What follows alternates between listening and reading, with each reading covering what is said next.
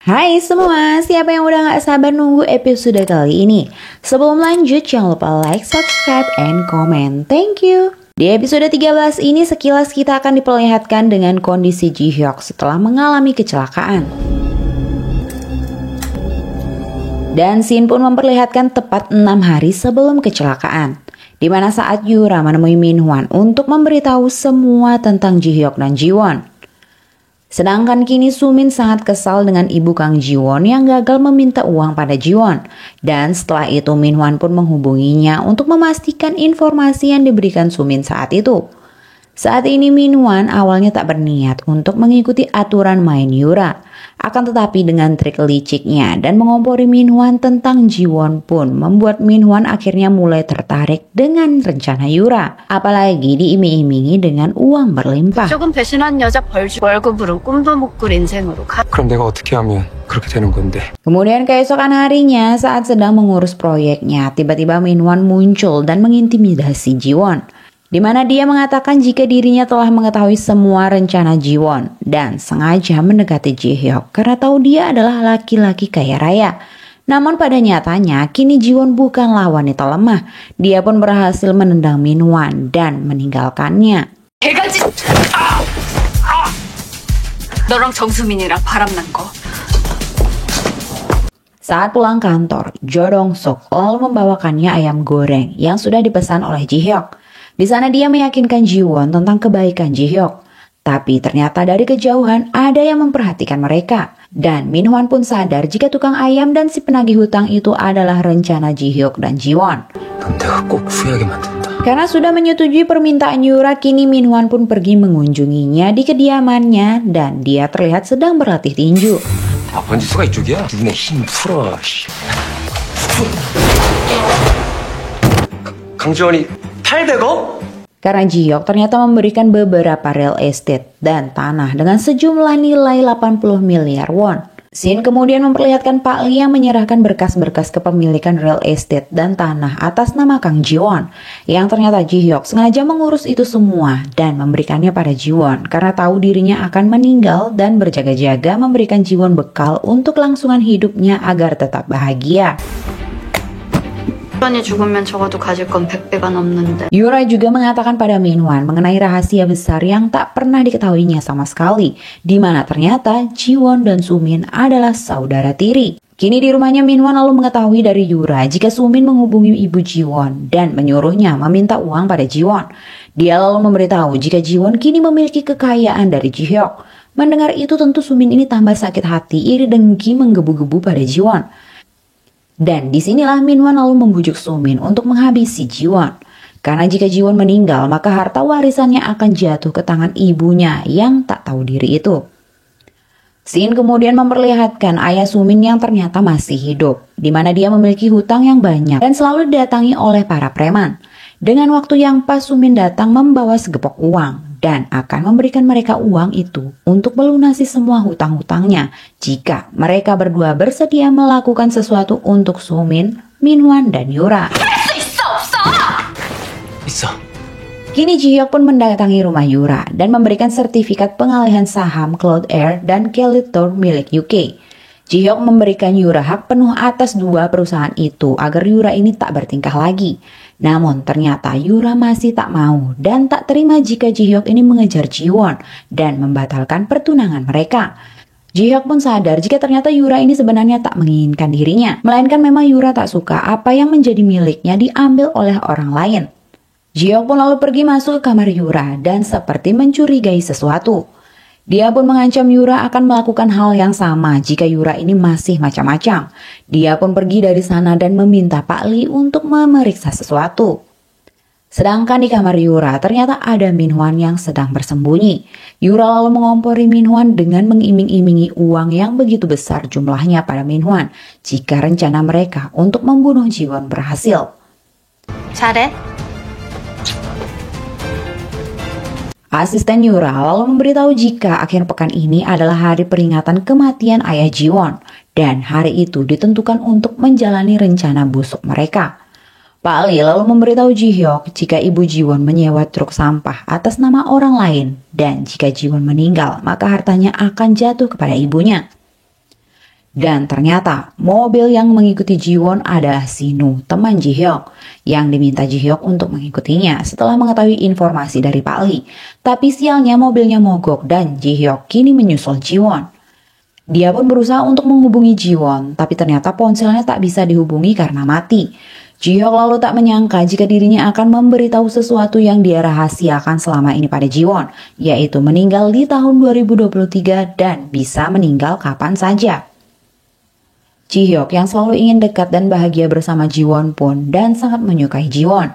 Jadi inilah bentuk rasa sayangnya dan pelindungannya pada Jiwon, yaitu menyelamatkannya dari kecelakaan itu. Dan akhirnya dialah yang menjadi korban rencana busuk trio serakah.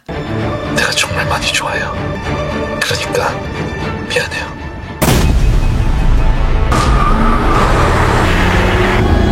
이렇게 빠를 줄 알았으면. Di rumah sakit Jiwon kini sedang menunggu Ji-hyuk. Dan setelah handphone hidup, dia pun membuka pesan suara yang ternyata ucapan-ucapan Ji-hyuk tadi dikirim ke Jiwon. Di sana Jiwon mengetahui semua hal yang dirahasiakan oleh Ji-hyuk selama ini. Kemudian di tempat lain, Sumin dan ibu Jiwon sedang menunggu kabar dari suaminya. Ini ibu kandung serasa ibu tiri buat Kang Jiwon. Si Ajuma ini malah lebih khawatir sama suaminya yang akan membunuh anak kandungnya sendiri hanya demi uang saja. Hingga tak lama ayah Sumin muncul dan memberi kabar jika dia gagal. Dan kini giliran Yura dan Minhwan yang tahu. Ji-hyuk mencegat rencana mereka dan kini dia dirawat di rumah sakit. 와이프 데리고 빨리 집으로 가. 나 연락할 때까지 아무것도 하지 마. Saat menjemput Sumin di hotel, Minhwan melihat Sumin ini mengamuk dan menangis karena ditinggal sang ayah bersama ibu Jiwon. Karena Sumin ini sangat kekurangan kasih sayang dan perhatian dari orang tua, terutama sang ayah. Apalagi sepertinya sejak kecil keinginannya tak pernah dipenuhi ayahnya. Jadi dia pun begitu sakit hati ketika ayahnya gagal dan tak memenuhi kemauannya untuk membunuh Kang Jiwon. Jadi ujung-ujungnya tetap saja Sumin akan selalu menyalahkan Jiwon atas kesialan yang menimpa hidupnya. Minhwan lalu menenangkan Sumin karena Minhwan yakin Yura akan membereskan semua masalah ini. Dan jika polisi datang menemui mereka, Sumin harus mengatakan jika dirinya tak mengenal sang ayah. Di rumah sakit kini Huiyeon dan kakeknya datang setelah menerima kabar jika Ji-hyuk ini kecelakaan. Kini mereka menunggu Ji-hyuk yang sedang dioperasi. Dan Pak Lee lalu mendapat informasi mengenai nama supir truk itu dan meminta stafnya untuk menangkapnya terlebih dahulu dan memintanya untuk mencari tahu tentang ibu Jiwon. Ternyata Pak Lee mengetahui jika Jong Sumin lah di balik semua ini. Jiwon lalu mendengar itu semua dan mengetahui kecelakaan itu ternyata disengaja. Jiwon masih bingung apa keuntungannya Sumin membunuhnya karena dia tidak mengetahui kalau Minhwan dan Sumin ini bekerja di bawah perintah Yura. Pak Lee di sana lalu menjelaskan mungkin saja motifnya adalah harta yang disiapkan oleh Ji-hyuk untuknya. Dan dokter lalu memberitahu jika ternyata kini Ji-hyuk sedang mengalami koma. 살려내야지. 이게 무슨 소리야. 어떻게든 살려내야지. 언제 죽을지 모르니까. Kini Sumin dihubungi oleh Jiwon dan dia pun pergi menemuinya. Jiwon lalu to the point mengatakan apakah maksud Sumin mau membunuh orang lain. Tapi memang Sumin ini ular ya. Dia malah playing victim dengan menggunakan kehamilannya. Tapi Jiwon sudah mengetahui kebohongannya dan meluapkan emosinya pada Sumin tan ular. 임신? 박민환 무정자치 임신 같은 거 할 수 없다고. 무슨 소리야, 나 진짜 임신했었어. 그만! 넌 도대체 뭐야? 넌 나한테 왜 이러냐고! Dengan perubahan ekspresinya, Sumin lalu mengatakan dia akan terus mengikuti Jiwon dan tak akan pernah membiarkan Jiwon hidup bahagia karena mereka memiliki masa lalu yang membuat Sumin begitu dendam pada Jiwon.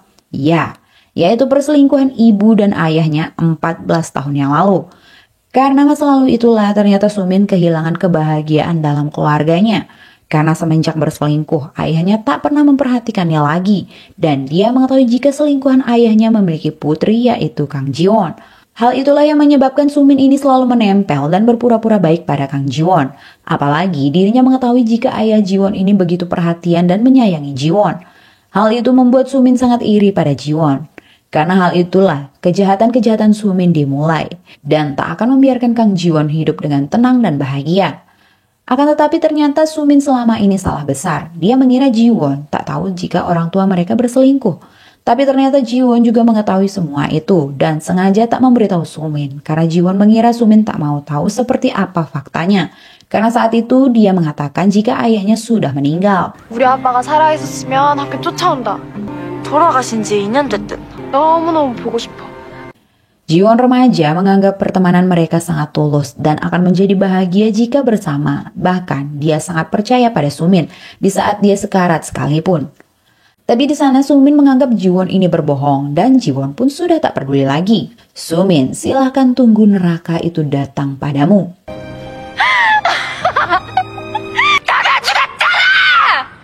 더 가혹한 지옥이 기다리고 있을 거야. 내가 그렇게 만들 거거든.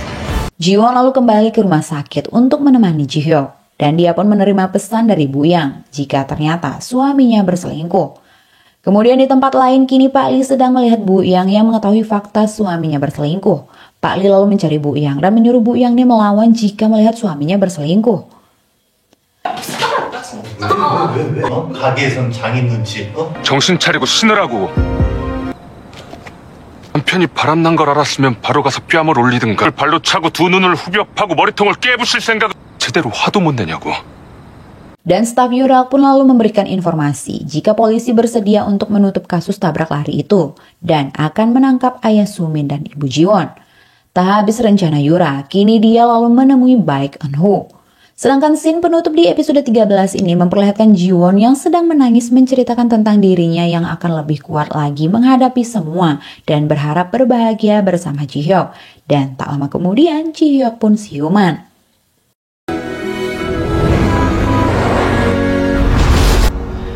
좋아해요. 내가 정말 많이 좋아해요. 나도 좋아해요.